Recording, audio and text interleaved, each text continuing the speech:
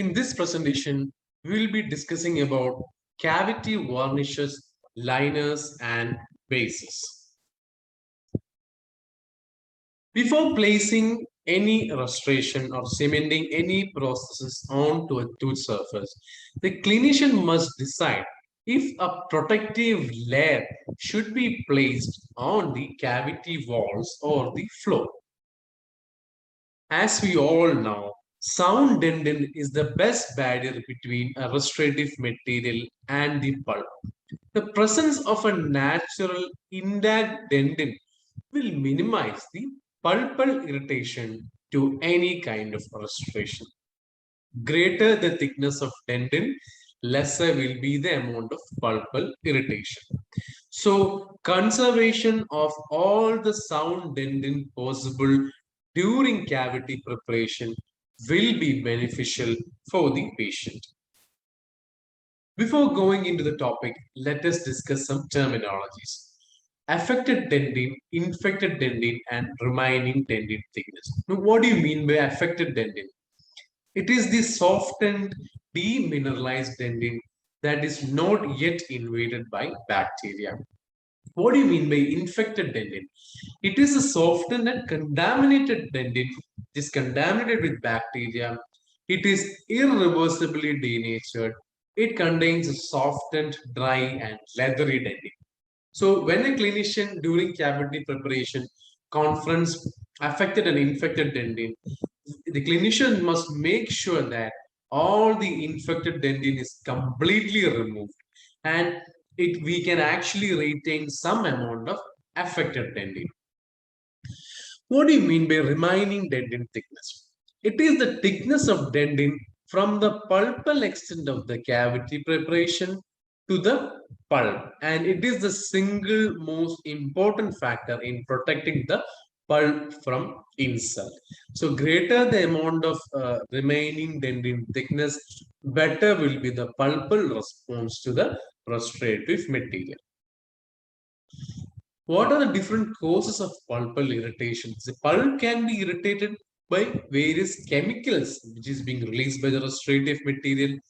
Then, pulpal irritation can also occur as a result of marginal leakage between the restorative material and the pulp.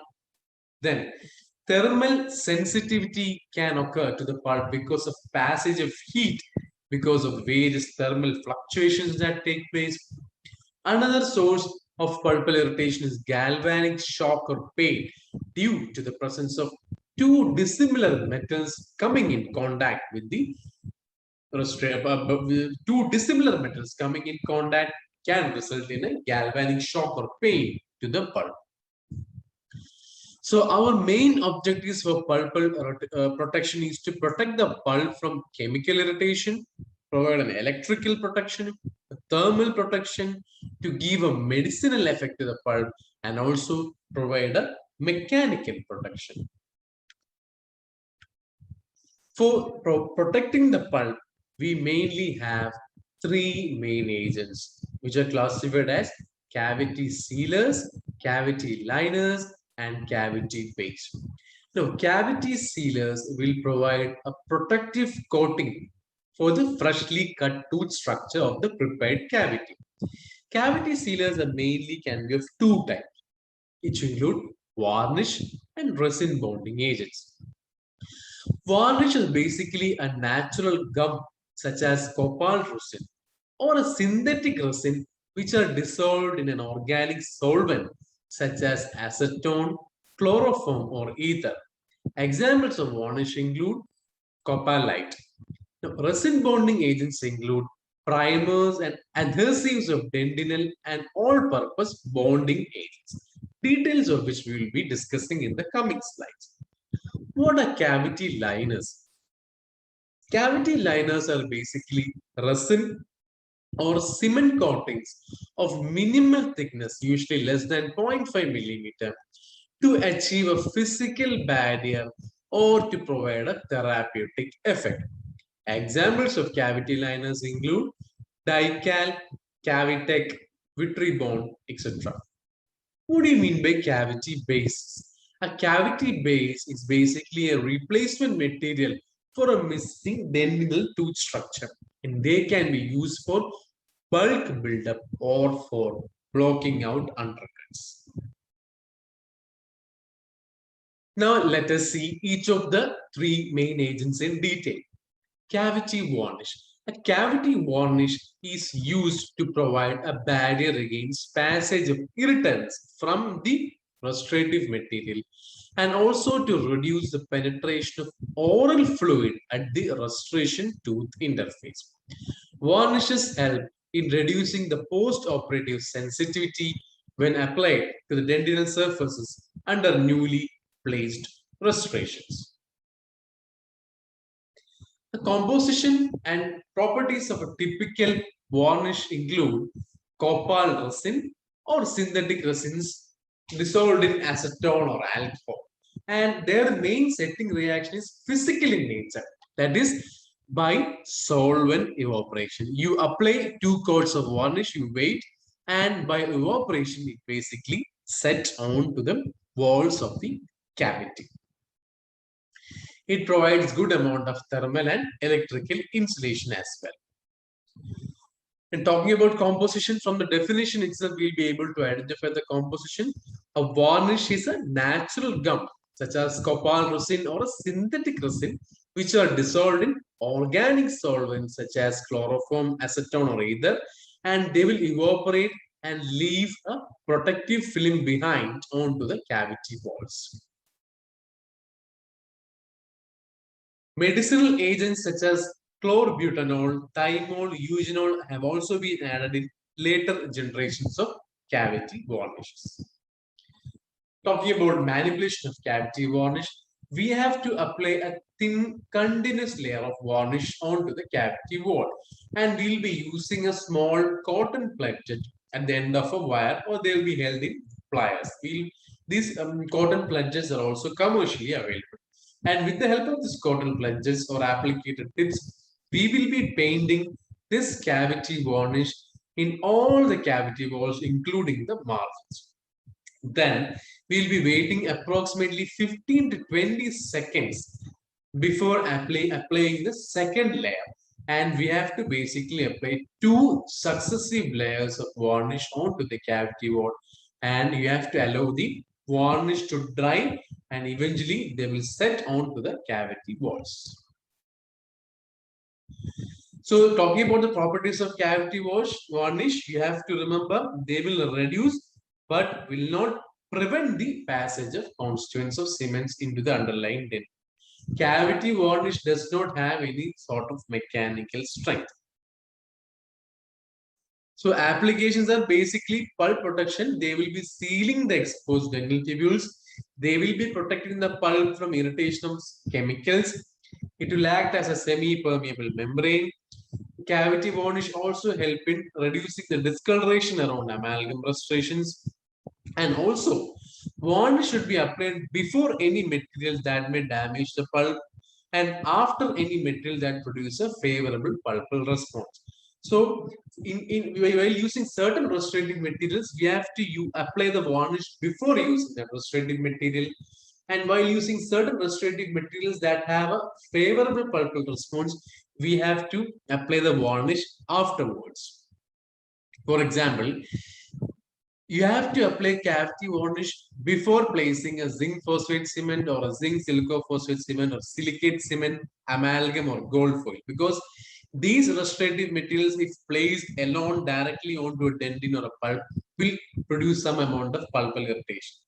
And you have to apply varnish after placing calcium hydroxide based preparations or GIC cements or carboxylic cements. Cavity varnish also up to an extent help in reducing the marginal leakage around the restorative material. Other applications include these cavity varnish can be applied as a surface coating over existing silicate restorations. They can be used as a treatment for galvanic shock, and they can also be used in cases where electrode surgery has to be used adjacent to metallic restorations. So that was our first category of pulp protective agent, that is cavity varnish. Now we'll be discussing the second major component, which is second and third, which are cavity liners and cavity bases. See, these cavity liners and bases are basically materials placed between the dentin and the restoration to provide pulpal protection. First, we'll learn about cavity liners. A cavity liner is used to provide a barrier against the passage of irritants from cements or other restorative materials onto the freshly cut dentin. Unlike varnish, a liner may provide some therapeutic benefits to the tooth as well. So the therapeutic efficacy of a cavity liner is better than a varnish. Now let us see the ideal requirements of cavity liners. They must have a bacteriostatic effect. They must provide electrical as well as thermal insulation. They should not produce any discoloration onto the tooth structure. They must prevent penetration of chemical ions from the restorative material to the dentin and pulp. They must prevent marginal leakage.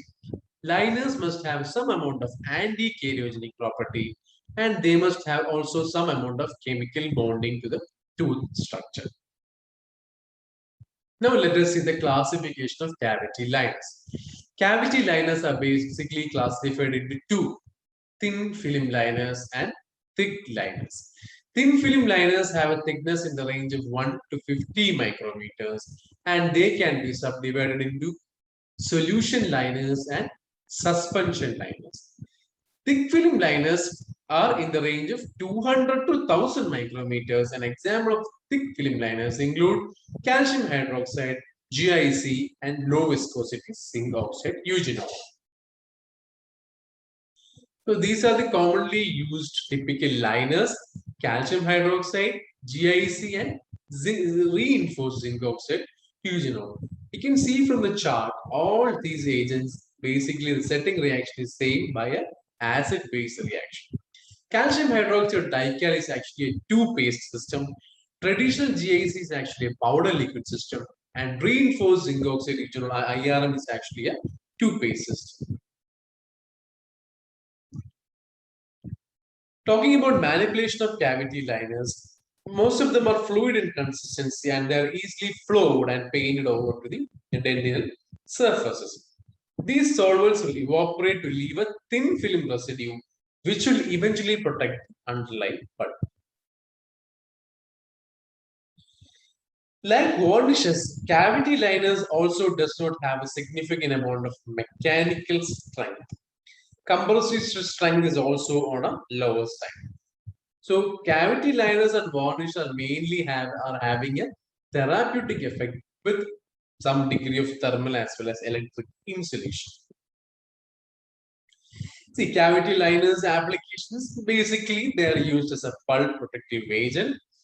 They are found to be more effective at protecting pulp than the cavity varnish. And film thickness of varnish and liners are only 5 to 25 micrometer up to thickness. They are extensively used in deep cavities where the chance of pulp exposures are more.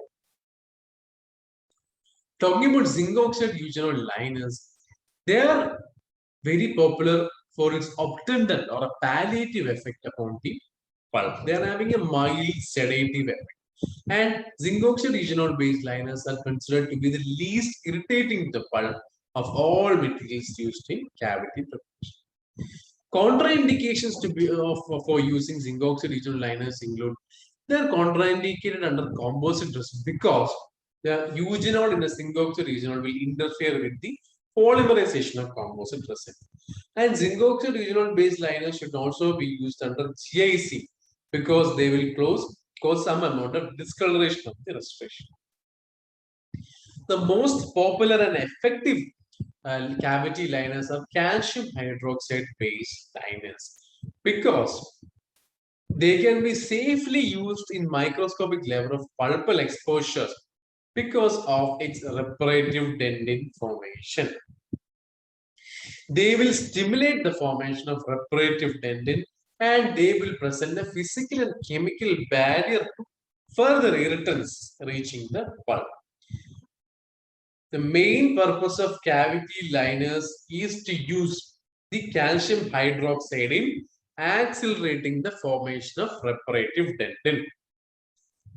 So whenever there is a minor amount of clinical exposure of pulp, then calcium hydroxide is the best agent to use. Their pulpal biocompatibility is also very good. They can be safely used. However, the most popular and the most beneficial effect of calcium hydroxide is its reparative dentin formation. On the downside, calcium hydroxide has certain drawbacks, which include poor physical properties, very high solubility. It can be contaminated by bonding agent. The marginal leakage is on a higher side, and over a period of time, they undergo some amount of softening and loss of material, which can eventually affect the sealability or can result in marginal leakage. Another popular liner that are being used are glass ionomer liners. They have been utilized as a cavity liner in an attempt to take advantage of two highly desirable properties of GICs. We all know main two advantages of GIC is its chemical bonding to tooth structure and its fluoride release. Although fluoride release from glass enamel decreased with the period of time, sustained release has been demonstrated because we have seen that adjacent tooth structure also take up some amount of dentin. This will eventually help in its anti-keriogenic activity. So, because of its chemical bonding, its fluoride release, initial low pH, and release of metallic cation and prolonged anti-keriogenic activity, GIC are very popular use as a cavity liner.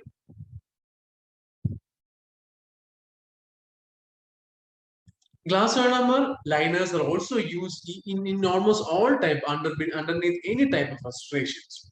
The primary purpose of a glass ionomer liner is to act as a bonding agent which will adhere to both dentin as well as a composite resin. Therefore, it will aid in sealing the cavity. Also, it will aid in retaining the resin restoration. A thin layer of glass ionomer liner can be applied onto the dentin surface.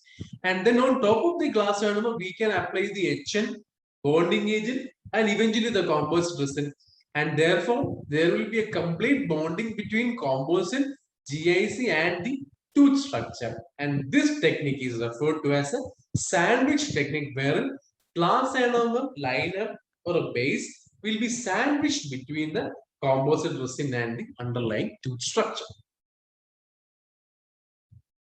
And two types of glass enamel liners are available: the conventional powder liquid system and the latest light activated glass enamel cements. The difference is that the light activated glass enamel cement, the powder will be having the conventional acid soluble glass particles along with the photo activated accelerators.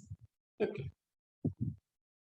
And both conventional as well as light activated glass ionomer liners have produced excellent results, and they are even today used as a very effective pulp protective agent. The third category of pulp protective agent are cement bases. So a layer of cement called base is placed under a permanent restoration to promote pulpal recovery and to protect it against various types of insult. And as we have seen before, insult can be from many agents: thermal, electrical, from micro leakage. Various agents can cause pulpal damage. Okay. Now, according to strength and properties, cavity bases can be classified into low strength and high strength. Low strength bases include calcium hydroxide cements, zinc oxide regional cement, and high strength bases include zinc phosphate, zinc polycarboxylate, and GIs.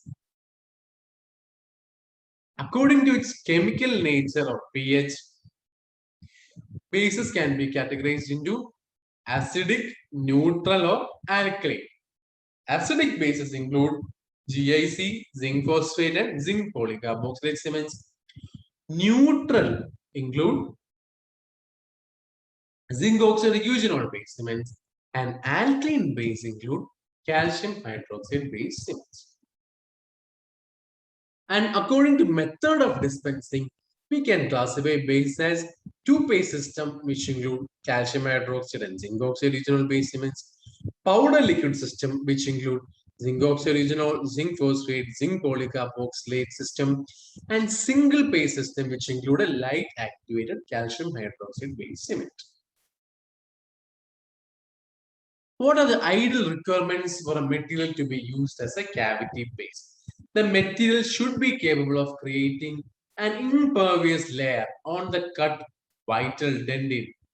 It should be biologically compatible with the pulp dentin organ, and it should be chemically compatible with the pulp as dentin as well as the restorative material. The cavity base should neither discolor the tooth nor the restorative material. And the cavity base must set quickly to allow for subsequent insertion of the restorative material. The cavity base must be able to withstand the condensation forces applied onto the material without any change in its shape or location. The cavity base should stabilize or diminish the dentin permeability. Base should be able to be easily manipulated while preparation as well as during insertion. The cavity base must be bacteriostatic, it must have an obtundant effect, and it must have anti-cheliogenic properties. The base must promote formation of secondary or reparative dentin. It must also provide electrical and thermal insulation under any metallic restorations. Those were the ideal requirements of cavity bases. Now let us discuss about a concept, very famous concept known as minimum basing concept. We have mentioned in the first slide itself, the main aim of the clinician must be to preserve maximum amount of sound dentin as possible. So the best possible base for any restorative material is sound tooth structure. The clinician must follow the following guidelines while placement of bases. You should not remove sound tooth structure to provide space for placing a base, because greater the amount of remaining dentin thickness, better will be the pulpal protection. Minimize the extent of the base. The base should not fill the entire cavity because it will compromise the strength of the restorative material. The recommended ideal thickness of base which is being followed is 0.5 to 0.75 millimeter. And the selection of a suitable cement or as a base material should depend upon the design of the cavity, the type of restorative material to be used, and also the proximity of the pulp in relation to the cavity floor.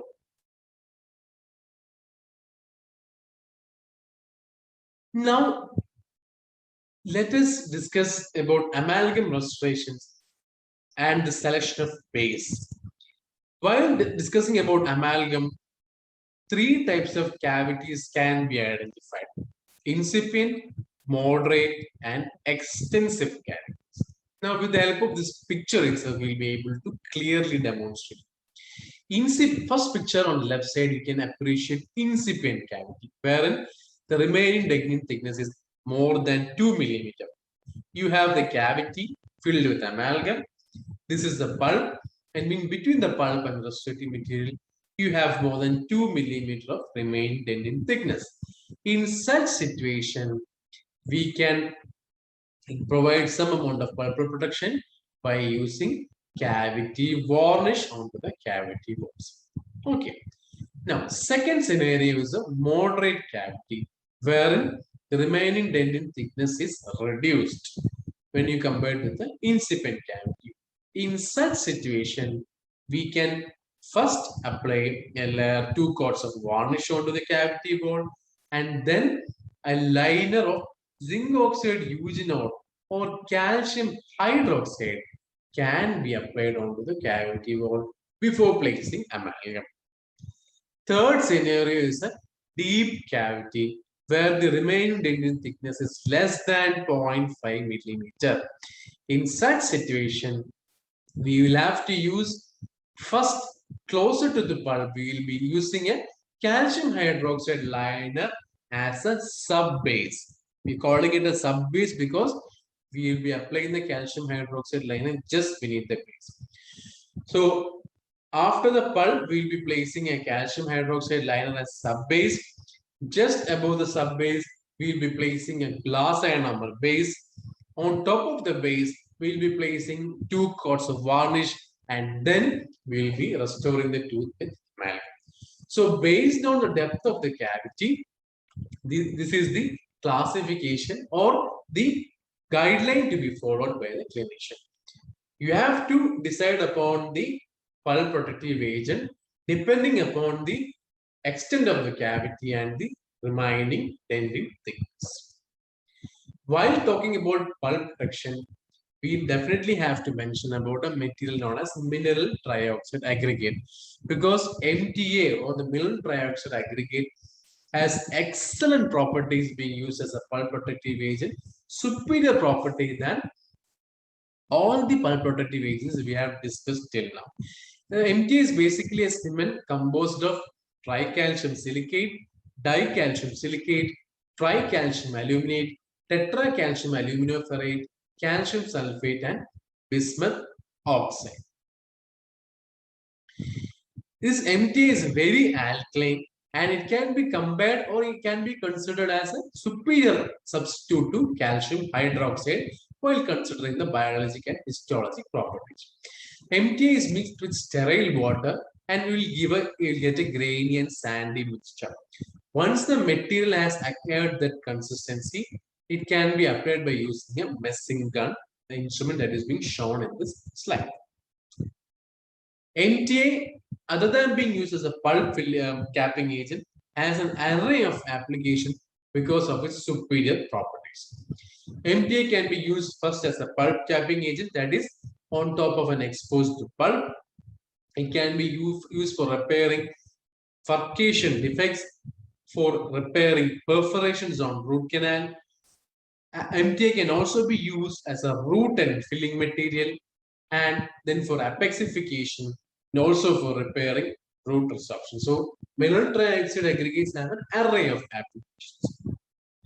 So that is it with the presentation of cavity liners, base, and sealers. Thank you.